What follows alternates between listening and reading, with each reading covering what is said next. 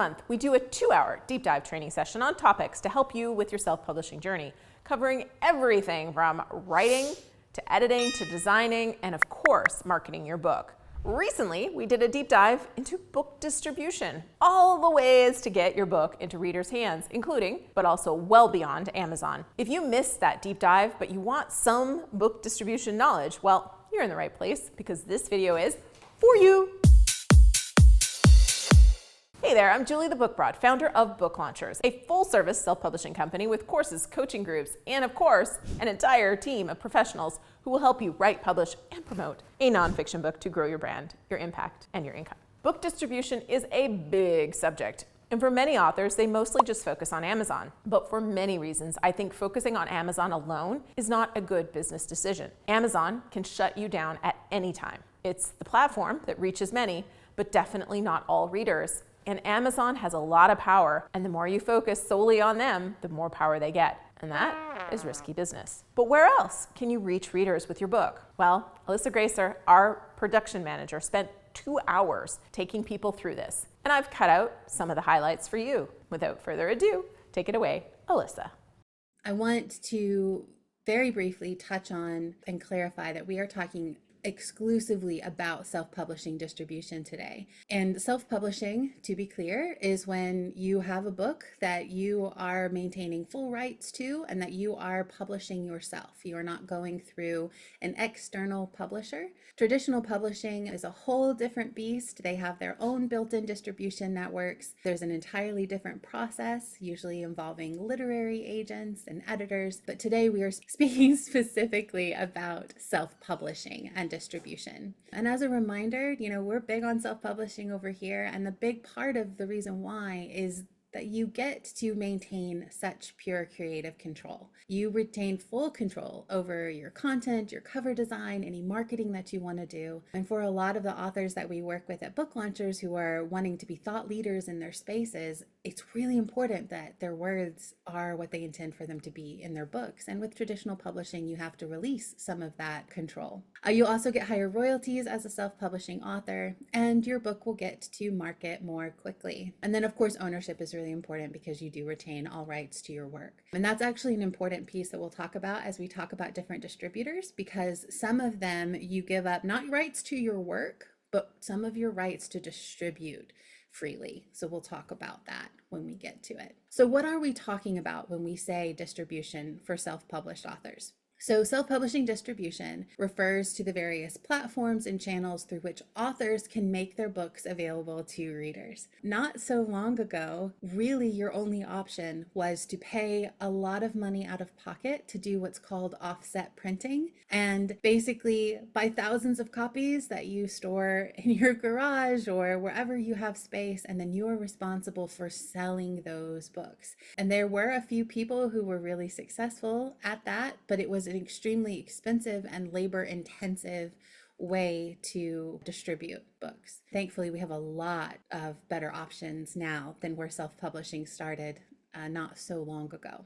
And I want to emphasize here that the importance of choosing the right distribution options for you and your goals cannot be overstated. What you'll hear me say over and over again today is that there is no single answer that is perfect for everyone. I'm going to spend a lot of time today focusing on how we do things and what's kind of in general best practices, but even within that, there are a lot of smaller decisions to be made to set your book up for success. Phew. All right. So you can see why this was a 2-hour podcast. And you can, by the way, purchase the replay of the entire thing or any other deep dive we've had for only $35. There's a link below for more information on that. But of course, at any time, you can join our deep dives for free. You just need to be on our newsletter list to get the invites. So you can make sure you catch our next one at booklaunchers.com/newsletter. All right, so Alyssa is going to break down options one by one. The first one she touches on is Amazon's publishing arm, KDP. This, by the way, is not to be confused with any of the scam companies out there like AMZ Publishing, Amazon Publishing Services, which are implying they're Amazon companies, but they are not. KDP is their publishing arm, and they print and distribute print and ebooks. With that clarification in mind, take it away, Alyssa. There are a lot of benefits to publishing through Amazon KDP. Obviously, it is Amazon, so they have a massive global reach through their Amazon.com and other marketplaces, right? Like .ca, .uk. They have massive global reach on the retail side, specifically in Amazon. They also have a pretty simple and user-friendly interface. I wish I could say this about every distributor that we have here, but some of them, there's much more of a learning curve between deciding you want to put your book up for sale and actually getting it up. But Amazon's is pretty straightforward, and they do provide extensive information on how to do it and how to do it right by their system, which is great. They do have a pretty fast publishing process. They average at about 72 hours from the time you upload something for review before it begins to go live on the retail side.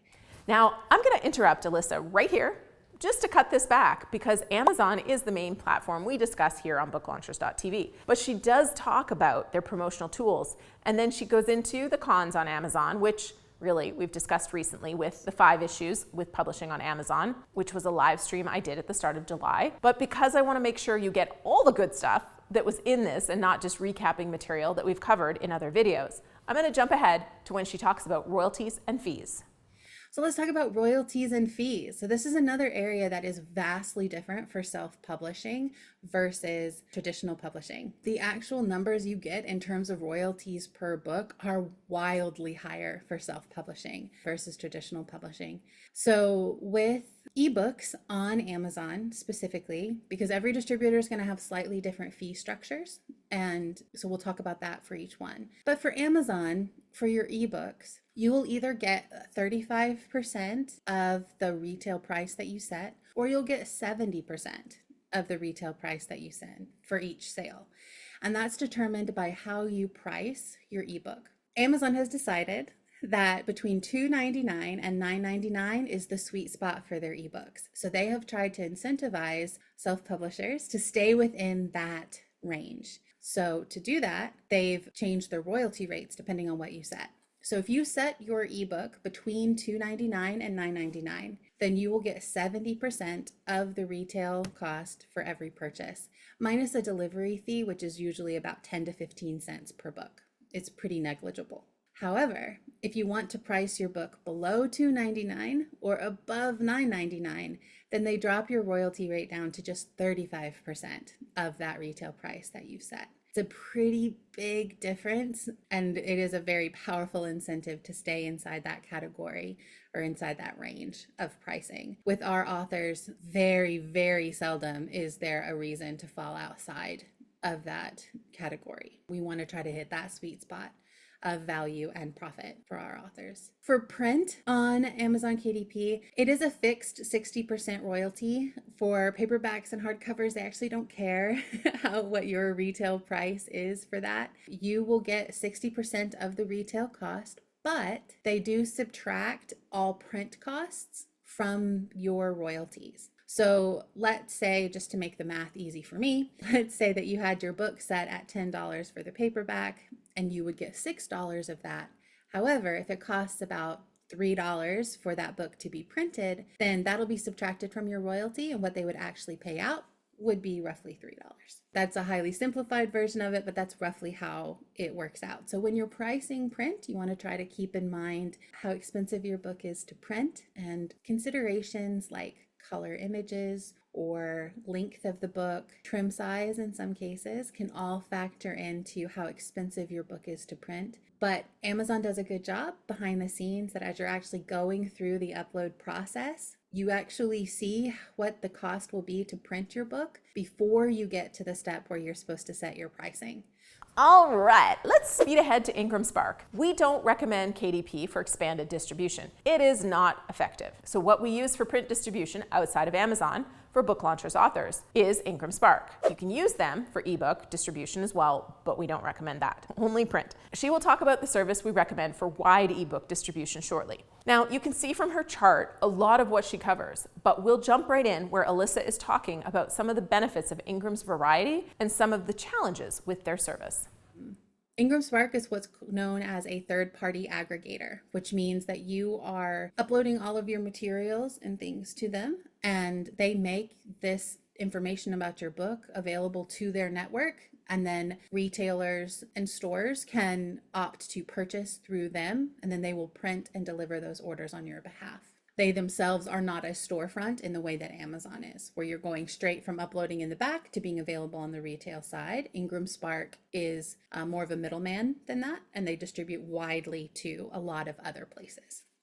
The distribution reach is wide, and its print quality is slightly better most of the time than KDP. It's free to upload to them, but after 60 days, there is a $25 revision fee. Now, let's go to Alyssa for some cons of using Ingram Spark and a few other core details. It does have a more complex interface for beginners. It doesn't explain as well as Amazon what everything is and what you need to do and what settings might be best for you. There's definitely more of a learning curve and it's more technical. It expects you to have more knowledge going in, whereas Amazon's is built with the novice in mind. There are also potential processing delays and issues on Ingram's side. It is easier to get in touch with a person through support, which is excellent, but they do have a slower processing time than Amazon. At best, they're usually about 5 business days, but sometimes they will pull things for manual reviews that will take longer, and they aren't as good at communicating when that is happening or what you can expect. There's a lot more responsibility put on you to be tracking that and to reach out if you think it's been too long or you have a concern. So with Ingram, I generally say you should expect it to be between 1 and 2 weeks from the time you upload to the time it starts to show up on retailers, compared to the 72 hours that's pretty standard over on Amazon.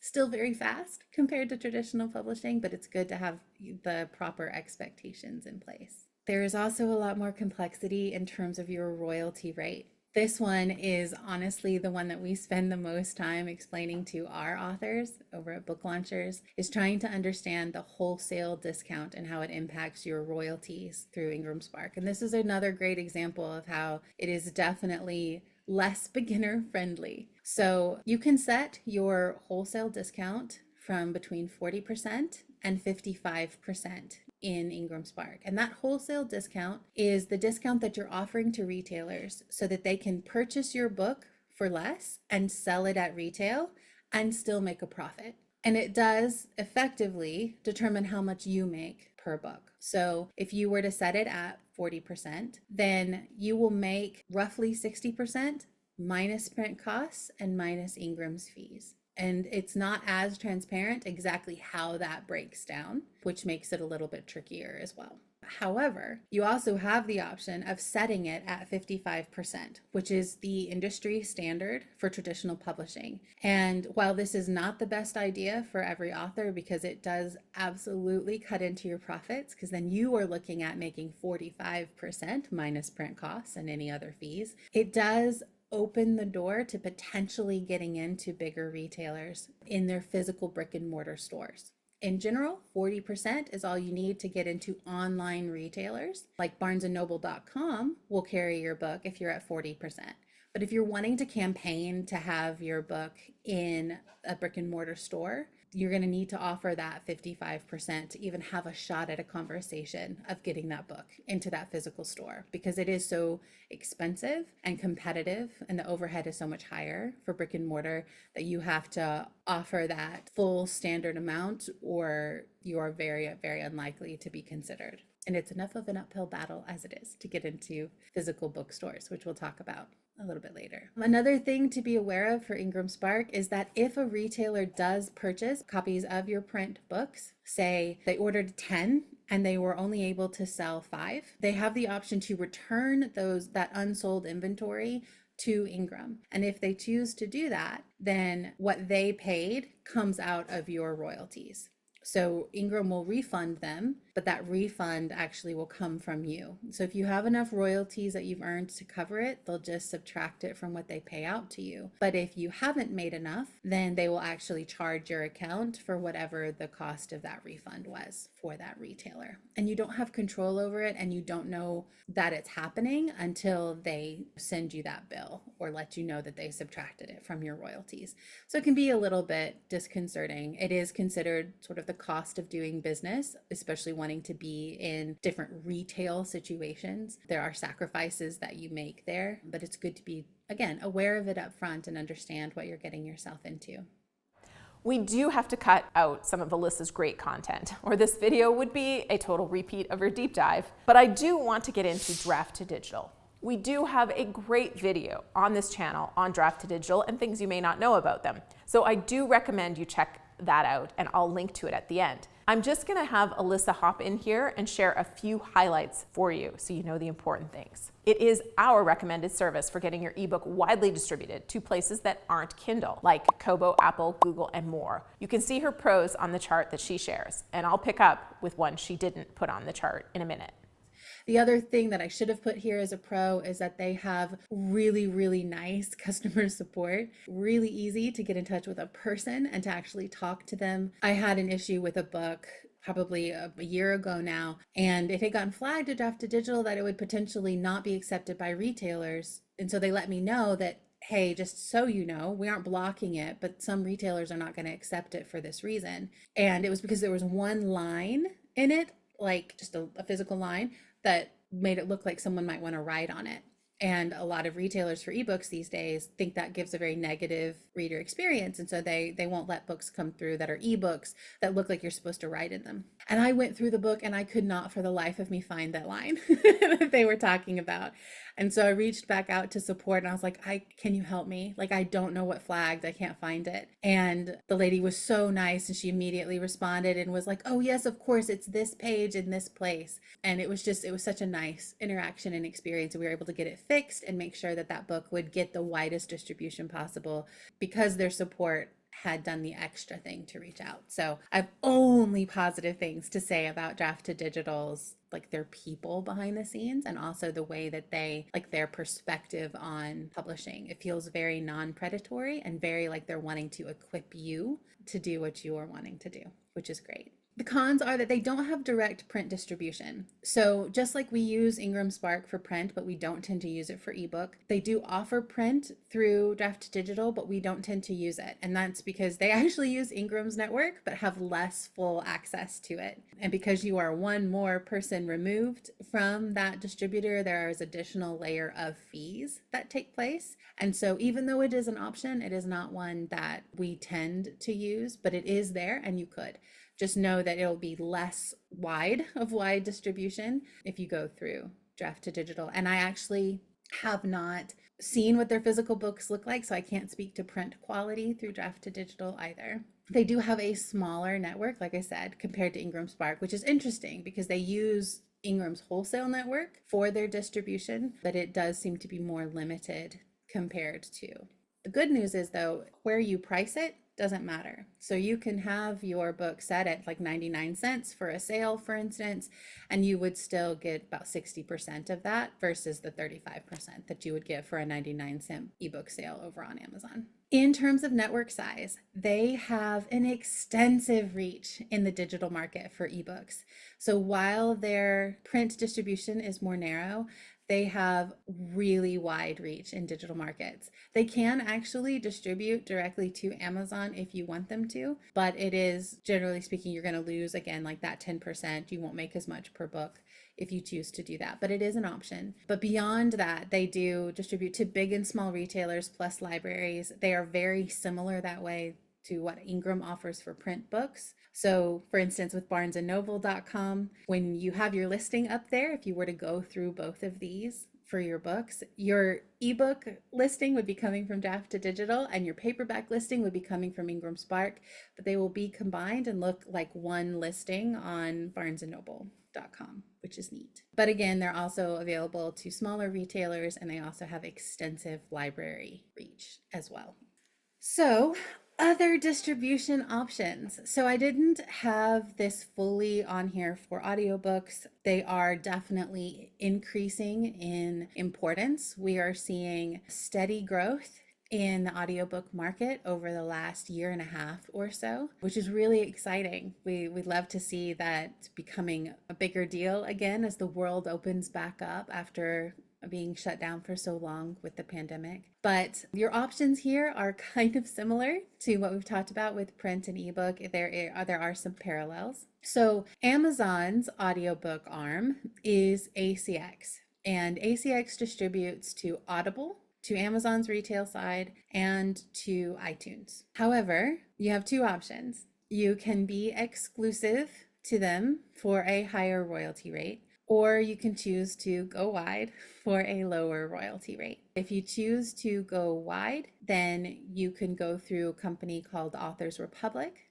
which is who we're currently working with, or Findaway Voices, which is a company we've worked with before, and Julie has some of her audiobooks available through Findaway Voices. And they do wide distribution for audiobooks, similar to how Ingram Spark and Draft to Digital do it for print and for ebook. They also do make your audiobook available to libraries and to other audiobook places like Spotify, which has a subscription option as well as a purchase option. So again, it's a choice between exclusivity with Amazon or making a little bit less, but potentially having your book available so much more widely than if you were to limit yourself to Amazon's smaller network for audiobooks. Whew.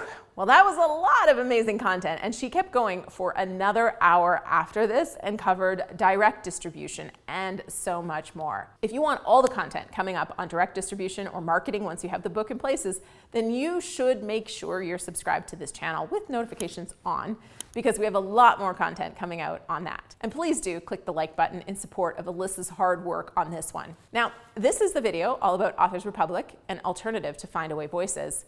And this is the video on things you probably didn't know about Draft to Digital. Both are going to be a great watch after this masterclass in distribution. So click on over and say hi when you do. I'll see you there.